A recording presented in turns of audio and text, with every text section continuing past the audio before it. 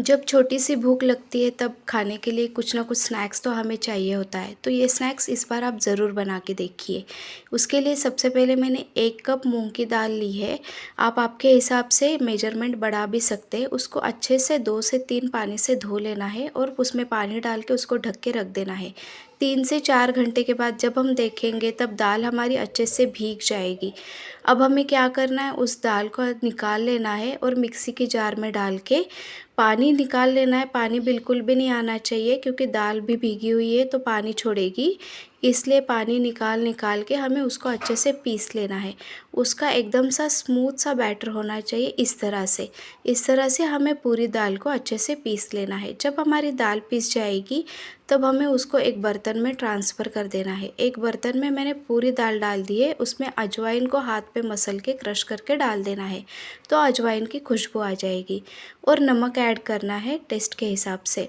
नमक डालने के बाद हम इसमें लाल मिर्च पाउडर नहीं डालेंगे, मैंने जीरा पाउडर डाला है क्योंकि हम बच्चों के लिए बना रहे हैं तो उसमें मिर्ची नहीं डाल रही हूँ मैं। बिना मिर्ची के सिर्फ अजवाइन जीरा ये सब चीज़ों से बहुत ज़्यादा टेस्टी बन जाएगी हमारी मटरी।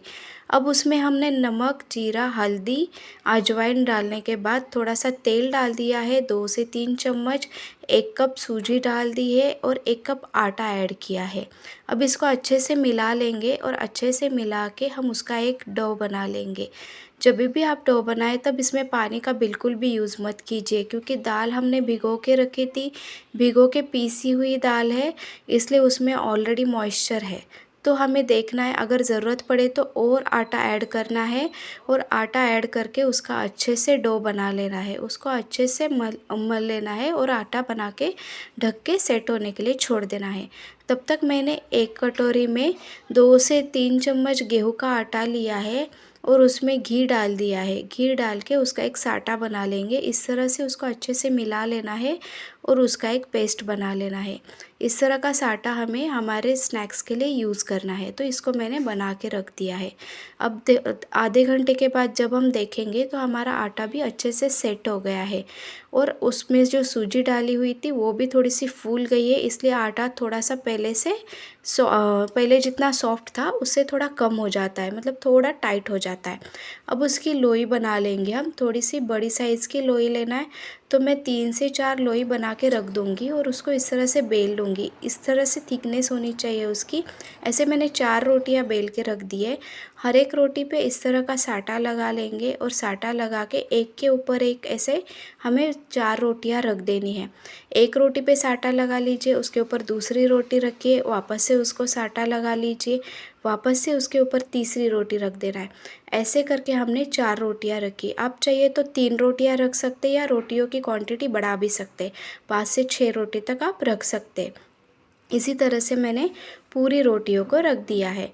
तो 4 रोटियां मैंने बेल के रख दी थी। उसको ऐसे रखने के बाद अब हम क्या करेंगे, उसको ऐसे हाथों से रोल करेंगे। रोल करके उसको अच्छे से उसको थोड़ा सा ऐसे प्रेस कर लेना है कि वो चिपक जाए और हाथों से थोड़ा सा स्ट्रेच करना है तो वो थोड़ा सा लंबाई में लंबा हो जाएगा और पतला हो जाएगा। इस तरह से होने के बाद अब हमें जो साइज़ चाहिए वो साइज़ के उसमें कट डालना है। तो आप देख सकते हैं कि इस तरह से मैंने उसको काट लिया है और इस सेम साइज़ के मैंने पूरे लोई बना लिए हैं, मतलब पूरे बॉल्स बना लिए हैं। तो एक जैसे हमारी ये स्नैक्स बनके तैयार हो जाएगी। आप देख सकते हैं, उसको हल्के हाथों से सिर्फ बेलन से ऐसे प्रेस करना है और इस तरह से हमारे स्नैक्स बनके तैयार हो जाएंगे। अब हमें उसको साइड में रख देना है। मैंने और एक रोटी बेल ली है। ये मेरे पास एक डिज़ाइन का चम्मच था, जो चम्मच से मैंने उसको स्क्वायर शेप में थोड़ा सा काट लिया है। और इस तरह से काट लेने के बाद अब हम क्या करेंगे, उसके और स्क्वायर्स बना लेंगे। जैसे बिस्किट का शेप रहता है ना, उस तरह के साइज़ का स्क्वायर काट लेंगे। ऐसे बड़े बड़े साइज़ में ही काट लेना है और उसको कॉर्नर्स में जैसे हम कट करेंगे, डिज़ाइन आ गया है तो डिज़ाइन से अच्छा दिखेगा उसका लुक। फिर फोर्क से हमें इस तरह से प्रेस करना है ताकि वो फूले ना, क्योंकि हमें उसकी पूरियाँ नहीं बनानी है।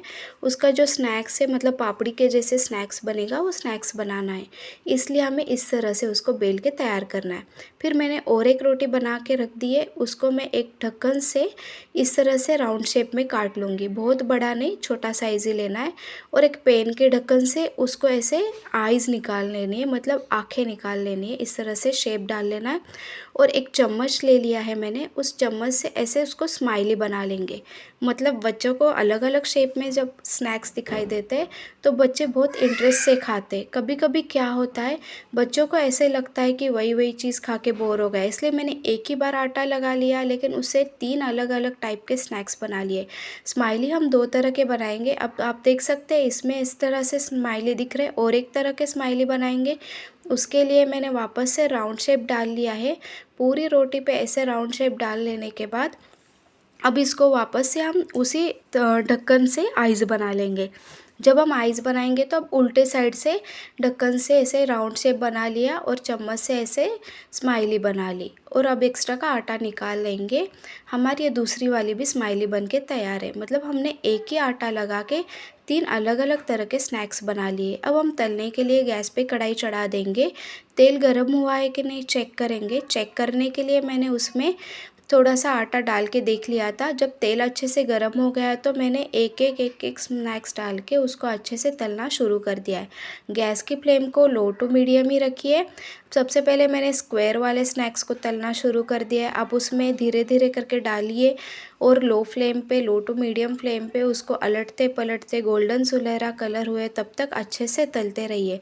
तो आप देख सकते हैं कि जब हम तलेंगे तब उसका कलर इस तरह से चेंज हो जाएगा, और वो दिखने के लिए और खाने के लिए भी बहुत ही ज़्यादा टेस्टी बनेंगे। बच्चों को ऐसी चीज़ें बहुत पसंद आती है। आप बाहर से चिप्स कुरकुरे लाने से अच्छा इस तरह का स्नैक्स बनाइए, बहुत ज़्यादा टेस्टी बनेगा। अब उसी तेल में मैंने दूसरा स्नैक्स तलने के लिए ले लिया है, जो है मूंग दाल की मठरी।